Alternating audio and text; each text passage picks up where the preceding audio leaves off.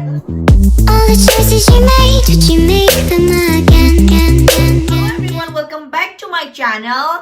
Ado matam khradi oi ai video thagalak tabado ado aigi si headgear aina hojik hapchari base sigi pom pom adagi sigi machai shaina tawise kamaina sai khotli habado ai video mate khara hapcharake hojik aduga akhugi si sana sigi namdre adu sigi sana si so akhugi pom pom se Amazon dagi order tawbani aduga sigi Amazon dagi order tawraga ai earring simple life juda adum hapchan ba khaktani ko aduni aduga ai si khara utkrabani mamangda adu dum yembiyo color ka pa khotpa khara utpani adu do Hujik hapcharage Hujik akoi si pasida white color pen tawjaragani kaigino di Christmas ki makeup tawbani na ne kano pa do white color ohengi tawbane ba adugi pen tawdoni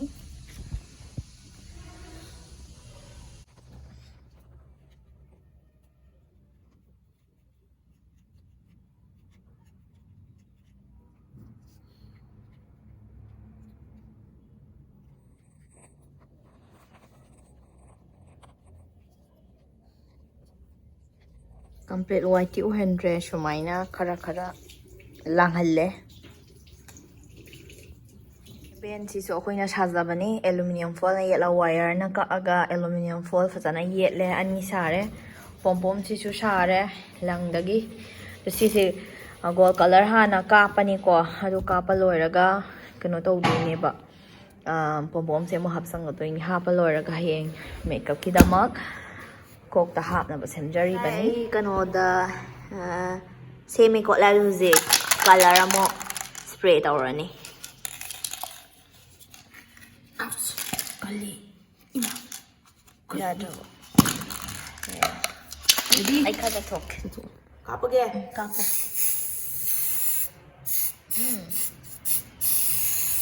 fajana color tawdo dalo sibo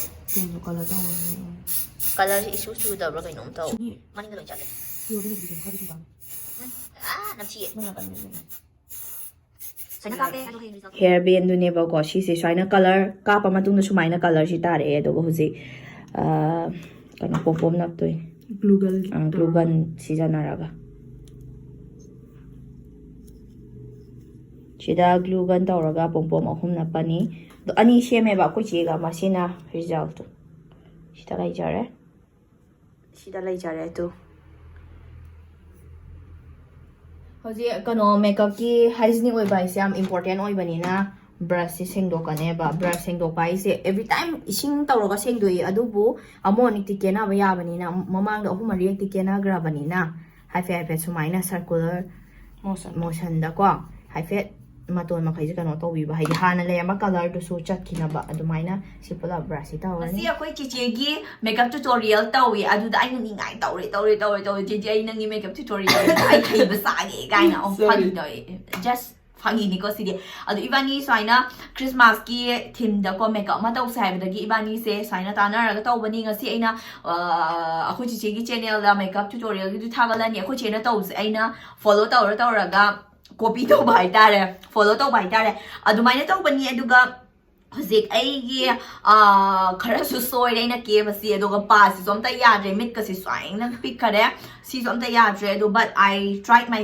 best and then I'm happy with the result ko ai adum phai ngai kho ka pai nu yadri ka pui som pai adumaina lai jare aduna Christmas su watre New Year su watre chahi su loi sale chahi su anobala e ko aduna kano tawi akoi isai ama saksarage mayam gidamak isai ai se adum saknaraba isai dunia adum wisdom zagen haiba mayam do wisdom zage haiba wani aduga akoi si anga aina mai ling ju to te singai do excuse so because just akoi se photo number gi ko akoi sum spray to no me spray do akoi sum kapaga try to ramane ba pura bera ka gre ba nang ji dia ba Okay, so we're gonna sing a song. We wish you Merry Christmas. We wish you Merry Christmas. We wish you What are you singing? What else is it?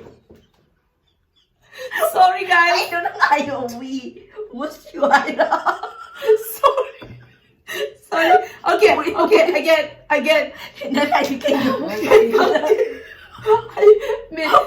아니 거 복스야 거기 좀 까네 원하는 게 뭐 브랜드 사이는 빨리 잘라 봐. Okay, ready? We wish you Merry Christmas. We wish you Merry Christmas. We wish you Merry Christmas and Happy New Year. We wish you Merry Christmas. Oh my God. Okay. I know he looks pretty, but Let me show you guys the condition of our table. I nakana sum hapake horen kano na mana horen hapakano dum yauzara sanu I table gi condition sem te yeng ma'am. It's everywhere. so like this. Anyway, ma'am, pulap enjoy to bigani haina khale ko aduga aigi channel su kano check to view ko haidi akoina kamaina si makeup si look se create we have da ado aigi channel da upload tar ko rin ne ko ado please go and check it. No, loidriye.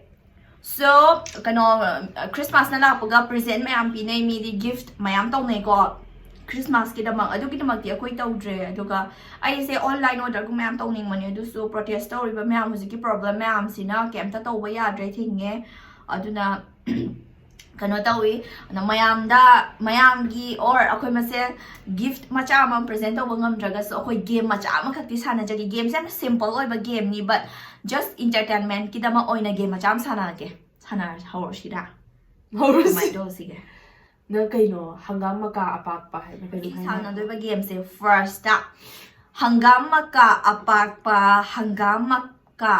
pa se tu na hay do ni ba hana soy ba mi do kari hana remove to ni hana soy ba mi do kamay do ni lipstick tang kaya na remove doors.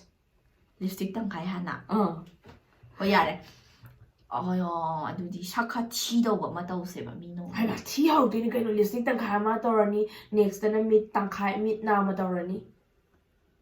Okay game se ani khaktang sanar si first ta hanggang maka-apak pa hay do ni ba hanggang maka sida lipstick si tang kaya ma mathangi hai bagi word khara le ha ko adu mo hai do ni ba adu hai so na pura mit na ma do lu shala si Okay. ko hangama ka do hawra si si apoi na ja do si hangama ka apak pa hai do ni ba adu ka hangama ka apak pa du da tuna soi ba mi do adu hana lipstick remove to ko da si Howra say, okay, hai do si hangama ka apak pa hanggang maka apak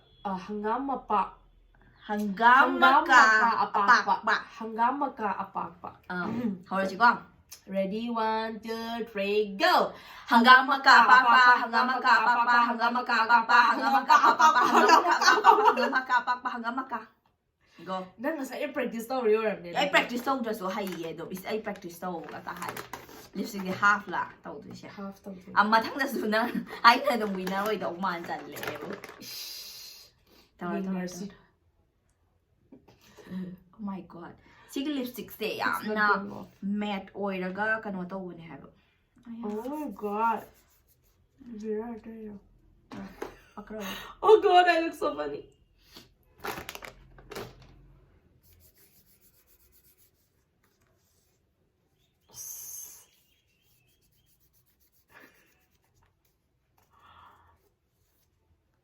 Has it ring? Foundation kasi yaw. Oh my god she looks so good right what is the second round sina mid right side si ko kada ba pura complete eyebrows ko kada ba Okay. she pura complete she malaw to kada ba yana re ko Foundation sila to ba?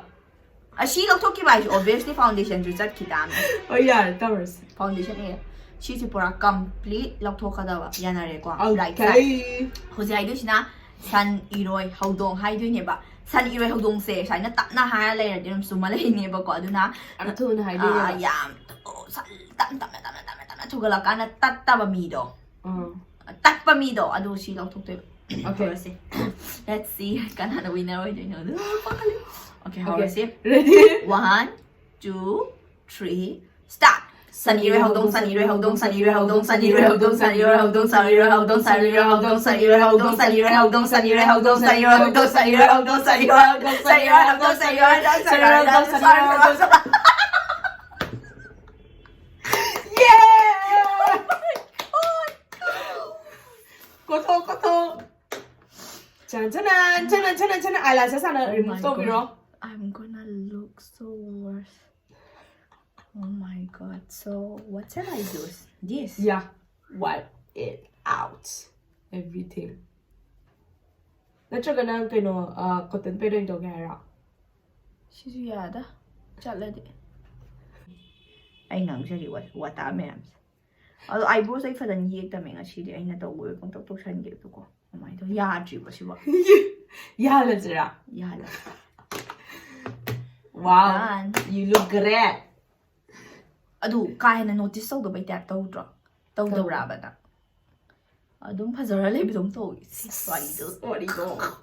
Hꯧꯖꯤꯛ game ꯁꯥꯟꯅꯕꯁꯤꯗ ꯂꯣꯏꯁꯜꯂꯒꯦ ꯅꯠꯇ꯭ꯔꯗꯤ ꯚꯤꯗꯤꯑꯣꯁꯦ ꯌꯥꯝ ꯁꯥꯡꯉꯅꯦꯕ ꯑꯇꯣꯞꯄ ꯃꯌꯥꯝ ꯑꯃ ꯇꯧꯒꯦꯗꯤ ꯈꯜꯂꯝꯃꯦ ꯑꯗꯣ ꯑꯩꯈꯣꯏ ꯇꯥꯏꯝꯁꯦ ꯉꯁꯤ ꯉꯔꯥꯡꯁꯦ ꯈꯤꯇꯪ ꯕꯦꯔꯥ ꯀꯥꯏꯌꯦꯕ ꯇꯥꯏꯃꯤꯡꯁꯦ ꯌꯥꯝꯅ ꯑꯦꯛꯁꯇꯦꯟ ꯇꯧꯕꯗꯣ ꯌꯥꯔꯣꯏꯗꯕ ꯑꯗꯨꯒꯤ ꯑꯗꯨꯝ ꯂꯣꯏꯁꯜꯂꯒꯦ ꯚꯤꯗꯤꯑꯣꯅꯤꯁꯨ ꯉꯁꯤ ꯏꯕꯥꯅꯤꯃꯛꯀꯤ ꯄꯨꯟꯅ ꯅꯝꯁꯟꯕꯅꯤꯅ ꯋꯥꯏ kuina changye matamse yam pura whole day ꯃꯝꯗꯣ changye ꯍꯧꯖꯤꯛ ta it's almost ꯄꯨꯡ ꯀꯌꯥ ꯇꯥꯔꯦ it's 4 ꯄꯨꯡ 4 ꯍꯦꯜꯂꯦꯀꯣ ꯑꯗꯨꯅ ꯁꯤ ꯃꯇꯥꯡꯁꯦ ꯂꯣꯏꯁꯤꯟꯖꯔꯒꯦ ꯑꯩꯈꯣꯏ ꯆꯦꯒꯤꯅ ꯃꯁꯤ ꯃꯥꯅ ꯍꯦꯟꯅ ꯄꯣꯁ ꯇꯥꯈꯤꯕꯅꯤ ꯂꯥꯁ ꯑꯩ ꯃꯤꯠ ꯅꯥꯝꯇ ꯀꯣꯛꯄꯁꯦ ꯌꯥꯝ ꯀꯥꯏꯅ ꯅꯣꯇꯤꯁ ꯇꯧꯗꯕ ꯌꯥꯝ ꯇꯧꯋꯦ ꯇꯧꯗ꯭ꯔꯅꯦ ꯑꯗꯣ ꯃꯇꯥꯡꯁꯤꯗ ꯂꯣꯏꯁꯤꯟꯖꯔꯒꯦ ꯃꯌꯥꯝ ꯑꯩꯒꯤ ꯚꯤꯗꯤꯑꯣ ꯉꯁꯤ ꯏꯟꯖꯣꯏ ꯇꯧꯕꯤ ꯍꯥꯏꯅꯁꯨ ꯈꯟꯖꯩ ꯇꯧꯕꯤꯒꯅꯤ ꯍꯥꯏꯅꯁꯨ ꯈꯟꯖꯩ ꯑꯗꯨꯒ ꯃꯈꯥ ꯇꯥꯅ ꯑꯩ ꯁꯤꯗꯒꯤꯗꯤ ꯋꯤꯛ ꯈꯨꯗꯤꯡꯒꯤ ꯚꯤꯗꯤꯑꯣ ꯊꯥꯒꯠꯄ ꯉꯝꯅꯕ ꯍꯣꯠꯅꯖꯔꯛꯑꯒꯦ ꯃꯃꯥꯡꯗꯗꯤ ꯑꯩꯒꯤ ꯑꯇꯣꯞꯄ ꯊꯕꯛ ꯃꯌꯥꯝ ꯑꯃꯅ ꯃꯔꯝ ꯑꯣꯏꯔꯒ ꯐꯔꯛ ꯑꯃ ꯇꯥꯕꯒꯤ ꯚꯤꯗꯤꯑꯣꯁꯦ ꯅꯝꯕ ꯏꯉꯝ ꯉꯝꯖꯗꯕꯅꯤ ꯑꯗꯨ ꯁꯤꯗꯒꯤꯗꯤ ꯑꯗꯨꯝ ꯆꯥꯡ ꯅꯥꯏꯅ ꯊꯥꯒꯠꯆꯩ ꯑꯗꯨꯒ ꯁꯤꯒꯤ ꯇꯨꯇꯣꯔꯤꯌꯦꯜꯒꯤ ꯂꯤꯡꯛꯇꯣ ꯑꯩꯒꯤ ꯗꯦꯁꯀ꯭ꯔꯤꯞꯁꯟ ꯕꯣꯛꯁ ꯑꯃꯗꯤ ꯀꯃꯦꯟ ꯕꯣꯛꯁꯇ ꯑꯗꯨꯃꯛ ꯍꯥꯞꯆꯔꯛꯑꯒꯦ ꯃꯌꯥꯝ ꯁꯨꯡꯁꯣꯏ ꯁꯣꯏꯗꯅ ꯆꯦꯛ ꯇꯧꯕꯤꯌꯣ ꯁꯣꯏꯗꯅ ꯅꯨꯡꯉꯥꯏꯒꯅꯤ ꯍꯥꯏꯅ ꯈꯟꯖꯩ ꯑꯗꯣ ꯃꯊꯪ ꯑꯁꯤꯗ ꯑꯩꯈꯣꯏ ꯃꯌꯥꯝꯗꯒꯤ ꯀꯥꯏꯅꯕꯒꯤ ꯌꯥꯊꯪ ꯅꯤꯖꯔꯒꯦ ꯑꯣꯀꯦ ꯐꯖ ꯐꯖꯅ ꯅꯨꯡꯉꯥꯏꯅ ꯂꯩꯕꯤꯌꯨ ꯃꯌꯥꯝ aduga akogi lagiba Christmas asi amadi Nungayna, gidama yakon paujel pizzery and Merry Christmas. Merry Christmas again. Yay. And Happy New Year.